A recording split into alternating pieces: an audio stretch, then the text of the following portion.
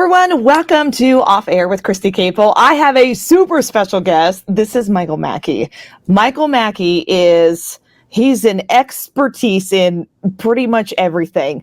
Life, producing, editing, writing. Michael and I go back, how many years, Michael? 100. 20? 100 years? Oh, well, you know that Botox, it's really working well for us. I know. Thank goodness I just had it done. So there's that. So Michael and I met when I had won Miss Missouri USA, right? So tell the story. I love this. Is my favorite Fresno, California story, right? This is when you first met me. Okay, well, yeah. So we had this big highfalutin shoot out in Fresno, California, because Fresno, I don't know, land of raisins. I was like, what? Where's Fresno? Yes. City of intrigue, land of mystery and raisins. And we go there and you are already nervous to begin with because it's this big highfalutin shoot and you're like the on-camera talent and I'm the producer director. And girlfriend, still to this day, I do not know how you did it. You were on your deathbed with the flu. With the stomach? Because I flew in there from, where was I living at the time? I don't even know. Missouri, Pennsylvania, whatever. I was in Pennsylvania? I don't know. But that was a long flight and I did not, by the time I landed, I was out. And somehow, through a lot of Pedialyte and ginger ale, you somehow muddled through. Trooper that you are, so props. Because that shoot would have went sideways if you had not pulled through. Oh my gosh. Well, that has a lot to say with, I didn't know Michael from anyone. Like I had never met Michael and I flew all the way up to California with this stranger that I met there and said, here, we're going to talk about this university and you're going to read like 500 lines with no teleprompter, may I add. And Michael. That was back in the day when we could remember things. I mean, yes. Now I'm going to need a teleprompter and I'm going to need it this close to my face. Make the words really big. I hear you. But he was always so nice and like, hey, you're doing a really good job and just like always welcoming and warm. And then from there on, I think Michael and I have just been super duper friends ever since. And you came to Cleveland not too long ago. I did. It was You fun. need to come back. I had an assignment there and I think I had like the whole entire day off. And so I kidnapped you after your morning shift and we just ran. That's the beauty of you getting off around 11 is that you could like be the shuttle service for me until your kids got out of school. So right. Exactly. Yeah. And there's always so much fun to do in Cleveland. Actually, it's more about food. So, and I love how you like to, bebop around town and eat all the fun food. Ate our way. I think it was a 4-hour food fest. That's really all I remember about Cleveland, that we ate our way through Cleveland and then we went to the Rock and Roll Hall of Fame because Rock and Roll Hall of Fame. Michael's had a lot of TV experience as well. And I've always looked up to you for that because you're such a natural. Oh. No, I'm serious. You're a natural when it comes to television, old television, but the entertainment reporting, it's like, it's so funny. If you follow Michael Mackie on LinkedIn, the first thing you click on, it says, ask me something about if I've interviewed a celebrity, and it's probably been twice. Like, and he's so good and he's fluid and his interviews are always evolving and they always feel comfortable, I think, with you. So talk a little bit about Casey Live, what you used to do for some of the entertainment reporting, because it's always fun. We can probably find some old videos. Oh, yeah. Well, I kind of fell into it accidentally. Way back in the day, I was working at KCCI in Des Moines, Iowa, Iowa's news leader. And back in the 90s, it was a different time. Back in the 90s, all the reporters were hard news all the time. Yes. Like if it bleeds, it leads. They didn't want to do a single feature. Lord knows they didn't want to do interviews unless it was with like the police chief or the governor or whatever. Right. And I still remember being in the newsroom and the assignment editor like just harumphed and he was like, ugh, because he forgot that a very D-list celebrity was coming in to be interviewed. She was in some show that was in town or whatever. And he said, hey, who wants to do this celebrity interview? And it was like roaches when you turn the lights on, like literally reporters went beep, and just ran out of the newsroom. And then it was just me. And Lord knows I was a green youngin' and I didn't know anything about anything because I was doing promotion. And I was like, well, I'll do it. Who is it? And it was Joanne Worley from Laugh-In. Really? Don't ask me why she was in town. I don't even remember. It was That's 1992. right. And that's when they used to travel before we had Zoom and all that. And, that's when they would hop around to different cities. Right. And so, like, as soon as he said Joanne Worley, she, like, walks into the newsroom, and we're not ready. We're not set up. We're not. And he was like, and I was like, Joanne, hi, I'm Michael. It's so nice to meet you. Just 1 second. We're almost ready for you back here in the room with the thing. It was horrific. The cameraman was so mad that he had to do this interview that he literally set up the shot like between two ferns. It was between two ferns before that show was popular. And it was like one light. It was like harsh. I can't even describe the lighting situation. Thank God I was 30 years younger. But anyway, the interview, and I just knocked it out of the park because, I mean, who doesn't like Joanne Worley? And she's a professional, and we did all the things. Yeah. And then, like, 2 days later, Sherman Hemsley from the Jeffersons showed up, and same exact thing.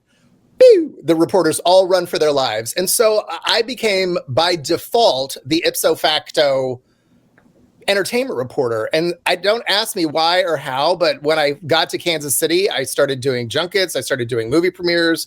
And then I got my own TV show, Kansas City Live. And then, that was just a parade of celebrities. So yeah, that's my motto. You name the celebrity, and I probably interviewed them twice. So that leads me to my next question. Who was do you have like a top favorite or maybe top three? Because that's hard since you interviewed everyone. Girlfriend. Well, it's a tie. It's almost, people ask me this question. It's always going to be Jennifer Aniston and Jennifer Lopez. Now, why Jennifer? Jennifer Aniston seems so sweet. Well, agreed. But that was when she was at the zenith. It was like 2001. She was at like the pinnacle of her friendsness. And so I kind of expected diva. And I had also seen Jennifer Lopez's interviews leading up to mine. Mine was like towards the end of the day. And I thought both of them were going to be divas. Oops, that's on me. Neither one. They could not have been nicer, more congenial, more pleasant. And it warmed the cockles of my heart, Christy. Love that. You know what? Because I feel the same way. I've been in this business for 20 years. And when celebrities come through the station, I'm like, you don't want to judge, but you're like, they're kind of a big deal. And so you expect them to be a little bit, uppity, I guess. But when they're sweet, it just warms your heart, I got to tell you, I don't know why I had this like preconceived notion of like how they were going to be, but Jennifer Lopez had just opened up a brand new restaurant in Pasadena called Madre's. And it was like a 4-month wait to get in or some obnoxious thing. And so I heard the producer say, you have 45 seconds left. And so I was like, hey, Jennifer, J-Lo, Jenny from the Block, girl, who does the boy have to know around here to get a good table at Madre's? Because I'm coming out to Pasadena in like 3 weeks. And she goes, well, that would be me. And I go, okay, table for whatever, 6 on a Saturday night at say 7:30. And she was like, done. She didn't. She did. She did. And I sat next to Penelope Cruz. There's me. There's Penelope, the next table. She wasn't kidding. What? This is a true story. I had to take the VHS tape that I recorded the interview on. Keep it classy. And I had to mail it to the general manager at Madre's to prove to him that the Jennifer Lopez said I could come eat at her restaurant. So she didn't turn your name in. You didn't show an ID. You had to actually send him the VHS tape. No one believed me. No one. I said, I will send you the VHS tape and you can play it. And he was like, seems like a lot of effort and I still don't believe you, but okay, weirdo. And yep. That is so funny. That was 2000. I don't remember. Time is fleeting. Who knows? No, I know. Okay, so Jennifer Aniston, Jennifer Lopez.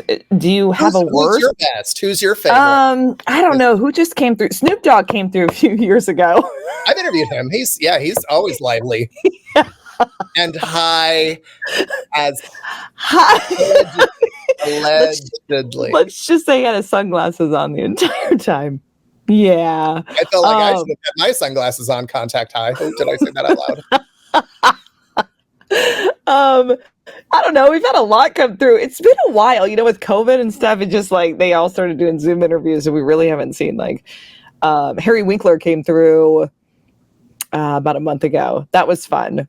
Henry Winkler was my very first movie junket. The very first time I got sent out to interviews, it was for a very cheesy rom-com called Down to You, and I distinctly remember it because it was Freddie Prinze Jr.'s very first movie.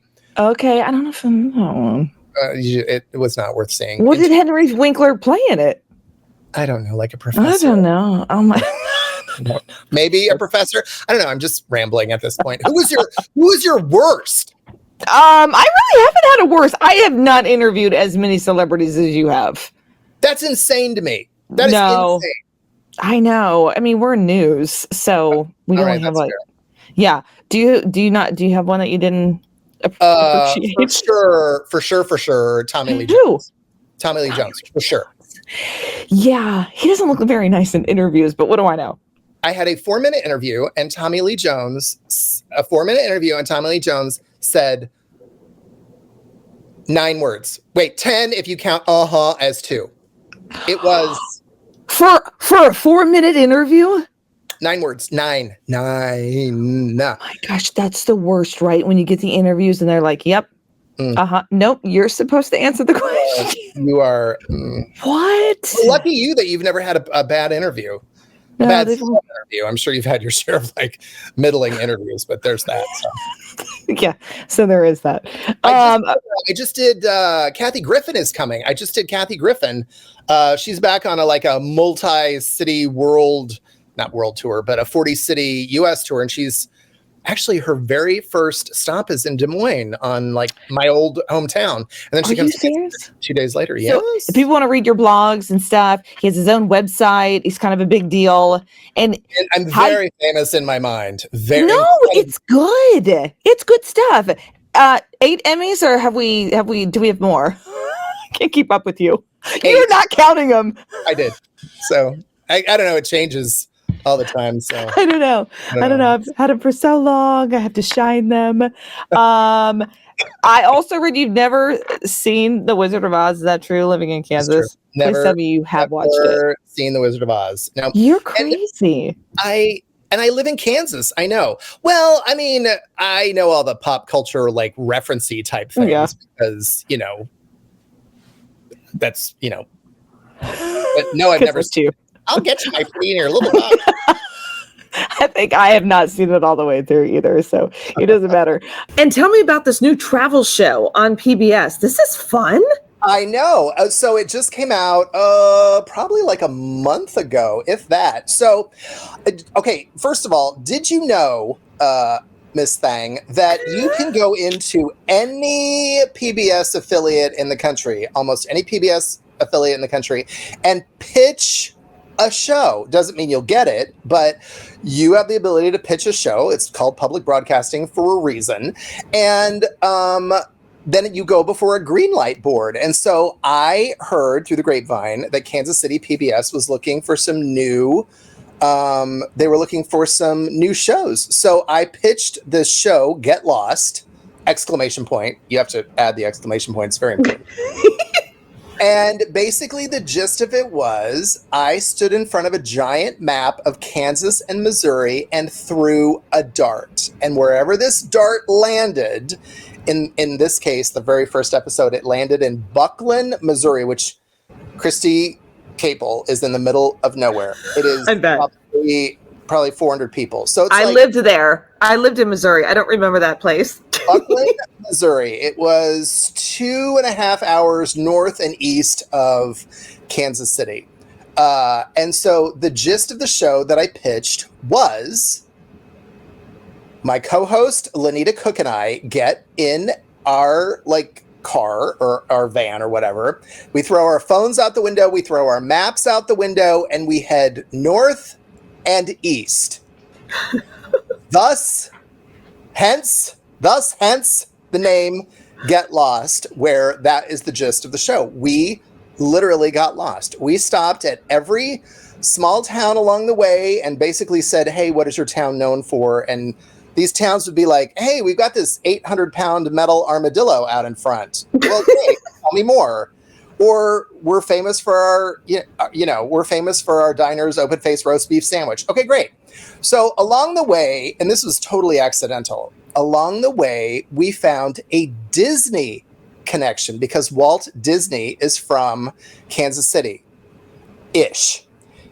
He was born and raised in Marceline, which was literally on the way to Buckland, Missouri. So we stopped at all these little towns, and most of them had this weird Disney connection. So it couldn't have worked out better. The show was a huge hit off the top. I'm excited to see what season 2 holds. So hopefully, or the next few episodes holds. Hopefully we're going to go... Hopefully we're going to branch out from Kansas and Missouri and do attached states. Oh, how fun. And then you're going to... Iowa, and yes. Nebraska. And then detach and come all the way to Ohio. Well, I mean, I feel like that's right there. But I feel like third season, it's going to be tropical. Like we'll do Get Lost Aruba or like... Oh, stop it. The Lesser Antilles. How fun. The Lesser Antilles doesn't get a lot of play. They really need it. So tell me about your co-host. She looks so much fun. You guys get along so well. You are sweet. Lanita Cook is my co-host. We have been friends for 100 years. And I handpicked her to be my lovely and talented co-host because we have nothing in common. That is the beauty of the show. She, like I said, she and I have been friends for 14 years. I used to host a show called Kansas City Live, and she was the movie critic on that show. And so we already had, built-in rapport, we were both chatty Cathys, but then I realized Lanita and I have nothing in common. Nothing. So she a grandma. She's very rarely been outside of Kansas or Missouri. Like she doesn't necessarily travel that much. She's a vegan, Christy Capel. Wow. Christy, how do you know someone is a vegan? I don't know. Is this a joke? They'll tell you. How do you guys eat together? Because you eat everything. Everything. I eat my Michael weight. Mackie's my foodie, as you've already heard. Preach. I eat my weight in bacon every day. And yes, so I know. Lanita I have never eaten more vegan food in those 3 days than I have in my entire life. I ate so much. There's only so much chickpeas a human can consume before you die, I think. And that was... Has she changed your ways? No, absolutely not. Okay. I went back to eating bacon right after that. Also, this is weird, or this is a fun fact. We shot the episode on the 3 hottest days of the year where the temperatures exceeded 110 degrees every day.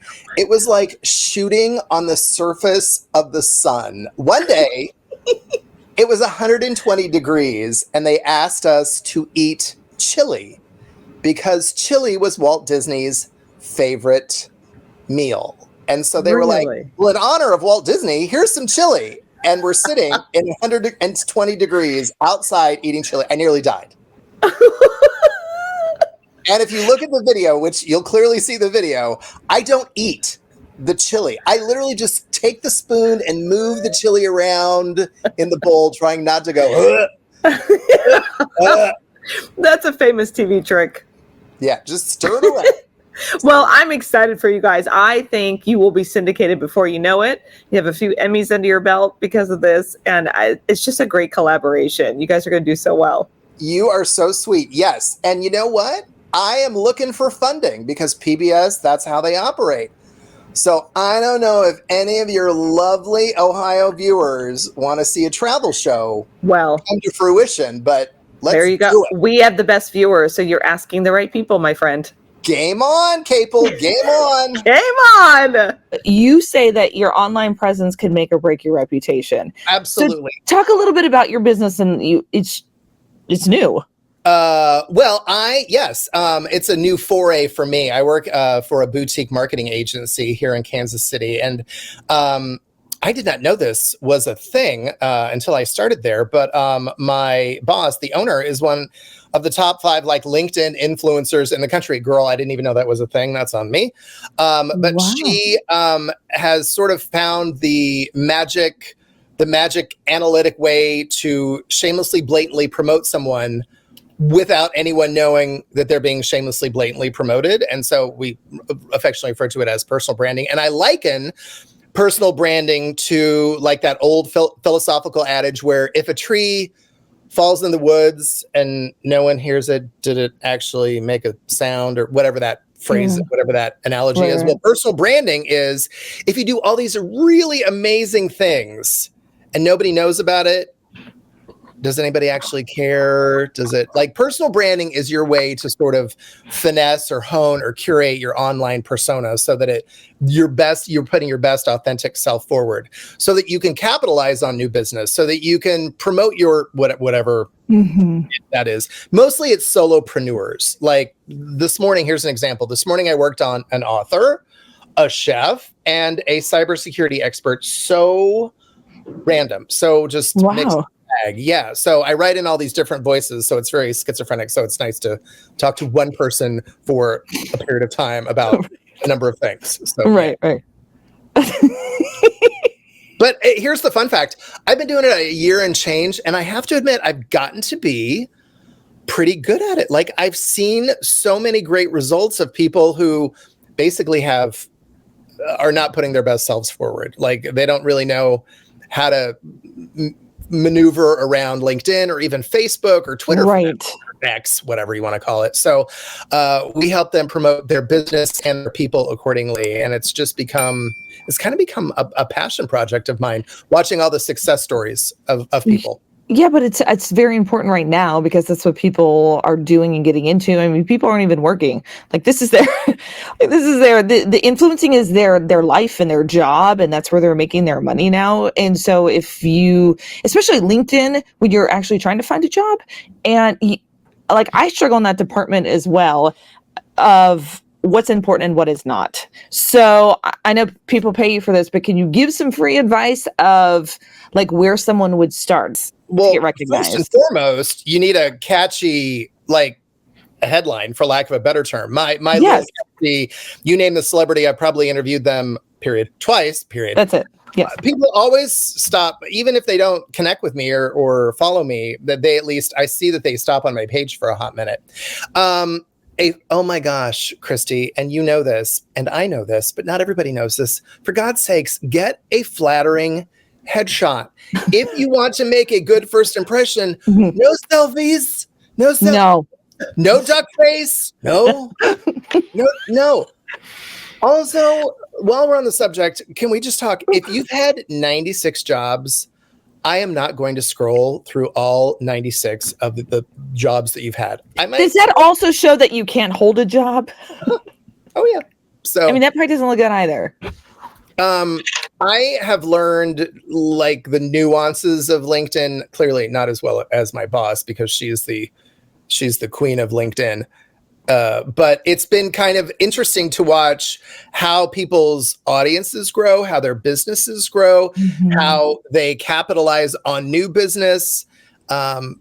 People want to do thought leader videos, or they want to put out blogs, or they want to, whatever the case is, however they want to do it. Maybe they want an online shop. Well, it all starts with branding yourself, and then subsequently your business. So, because if those two don't jive, people don't buy what you're selling, so to speak. Figuratively and literally, they don't buy what you're selling.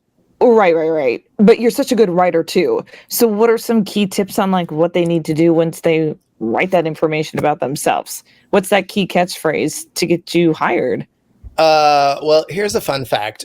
Don't post things on LinkedIn that necessarily take you away from LinkedIn. So I see a lot of people who are like, hey, read this article. It's very interesting. And it usually is industry specific to them or whatever. Well, that's great and everything, but LinkedIn wants you to stay on LinkedIn. So if you're constantly just posting or sharing articles that take you away from LinkedIn, that makes your little tick score on LinkedIn go down several notches. And if that's all you post, then LinkedIn's like, okay, all right. So Yeah, I don't have time for that. Yeah. you want to post original content, whether that's blogs, newsletters, whatever. You want to post original posts, things that it's usually like something about your business, something about you, because people always like something, personal that they might not know about you, like fun fact or whatever. Yeah. There's lots of things. So that's sort of what I get to know each one of the clients really like down to their core, because at the end of the day, I'm starting to write in their voices, and like I said, I've gotten to be pretty good at it. But it's a very specialized niche of advertising, and it's just sort of taken off in the last couple years. But that's really cool, though. But our company does it really well. And what's it called again? Lillian James Creative. We're out of Kansas City, so Kansas City. I've been kind of spoiled there, so yeah. Yes.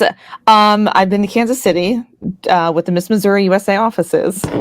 Have you seen our friends? Have you seen the Bananas? I have. I just saw them a couple of weeks ago. It's funny, all the people that you and I found out that we have in common after the fact, because even though Missouri is a big state, it's not really that big. And I've watched your career trajectory from little Springfield to, where'd you go after that? Lancaster? Wilkes-Barre, Pennsylvania. I knew it was like wherever the office was set. Scranton! Right, Scranton! Yes, which was like 10 minutes from there. But our station was in Wilkes-Barre. Like, oh, Christy lives in office land. I do live in office land. And I was there when it was super popular too. And then from there, now Cleveland. I'm going on 14 years. We have not aged a day. I'm going on, like, how long have I been in Kansas City? Well, I'm like a Rolling Stone. I worked at 3 different TV stations here in Kansas City. So doing mostly entertainment at all of them. So some for it. And once you get on sort of publicists' radars, and once the publicists sort of know that you're not going to botch the interview or go rogue or whatever, you start to get bigger interviews. So thank you, Cameron Diaz, who was the very first A-list celeb that I got. And I didn't screw it up. And the interview went so well, they aired a teeny tiny little snippet of it on Entertainment Tonight, because she just got nominated for her first Golden Globe. And so that's what I started with. I said, Cam, because that's what everybody calls her. Cam. I keep looking down at the monitor. I just want to see her face. So I go, Cam, and she goes, yeah, Michael. And I go, you ready to do the Golden Globe dance? And she was like, what? And I started doing like the butter churn. And so she started doing it with me. And I was like, Golden Globe, Golden Globe. I had lost my mind. But anyway, you know what? I think that they like and appreciate when the person interviewing them is like, has a personality. Right? Trust and believe, girl. I've got that in spades. Personality. He's like, Michael Mackie equals personality. Matt Damon and Martin Short. Matt Damon, yes, I've interviewed. Yes. I've interviewed both of them. Martin Short is way too quick for me. I would like to think I'm a quick, quippy individual. You are quick. Oh no, you don't try to outshine Martin Short. He's like Robin Williams. You just let him go. Just go. Let us go. Matt Damon, oddly enough, was one of the people who started water.org, and water.org is based out of Kansas City. So we talked a lot about that. And what movie was that for? A Promised Land is what I don't watch many movies. I need to get out a little bit more. What was the last movie you saw?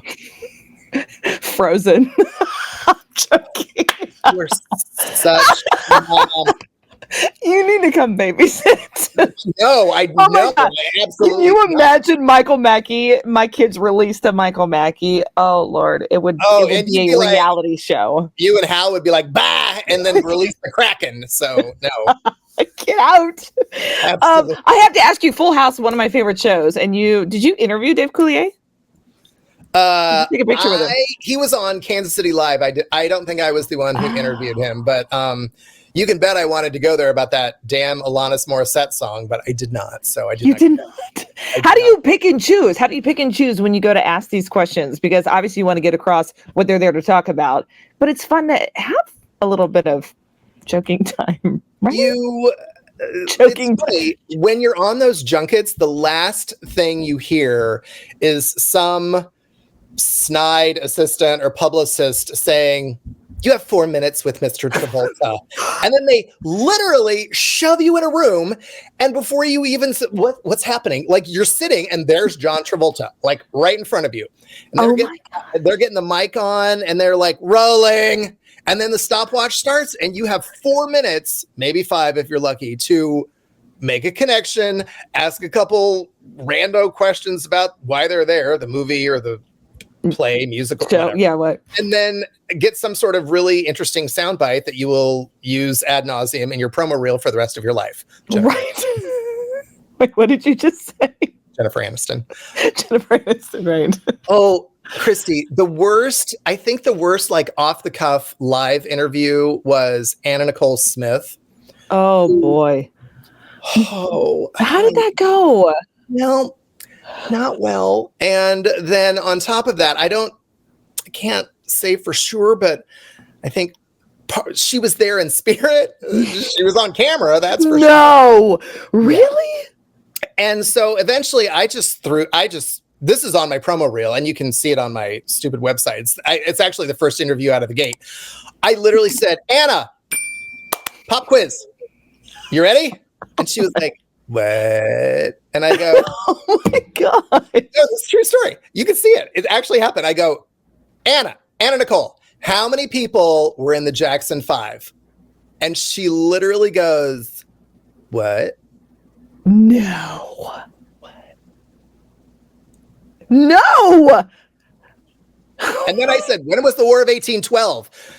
And she, Oh, bless her heart. Now, her publicist forbid me to air that, so I never did, but you can bet it went on my promo. Get out of town. I could talk to you for hours about your Hollywood, about my Hollywood interactions. And I also, we haven't even tell another funny story. That's why I sound like my kids. Tell another funny story. But we haven't even talked about that, like right around the time of COVID-ish, like during the pandemic, I found myself gainfully unemployed.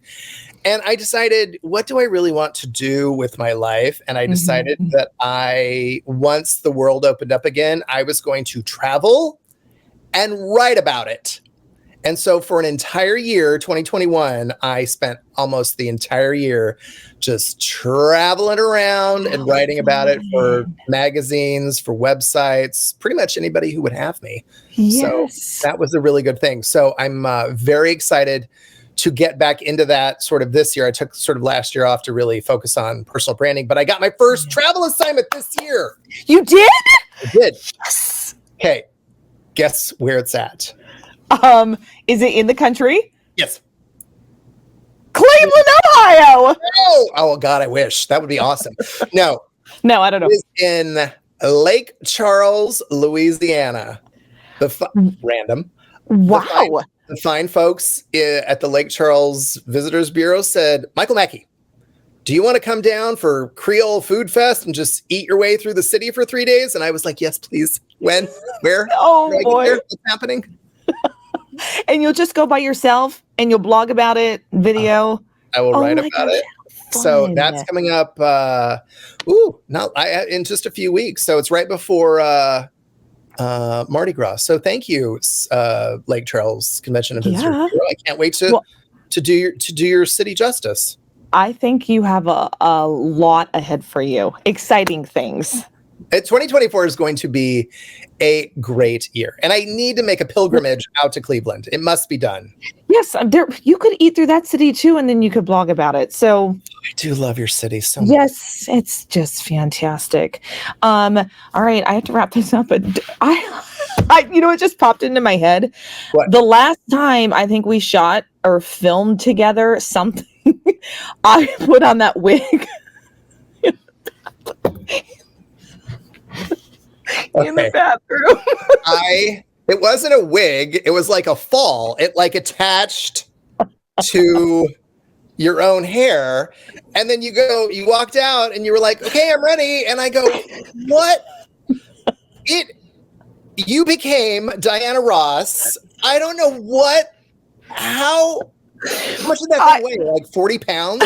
Yes, it was. I was at the Jennifer Lopez, did she have a hairline? Somebody had a hairline back in the early 2000s, and I got that, and I thought, and I just bought it. Michael was really proud of it. My brother drove me all the way to Kansas City. It was in some of your wedding pictures. Oh, it was my wedding. Shh, don't tell, that was all real. No, it wasn't. Yes, it was. Totally. Yes, it was. All real. All of your photo hair, yes, real. But then you put it on, and I was like, what? No, ma'am.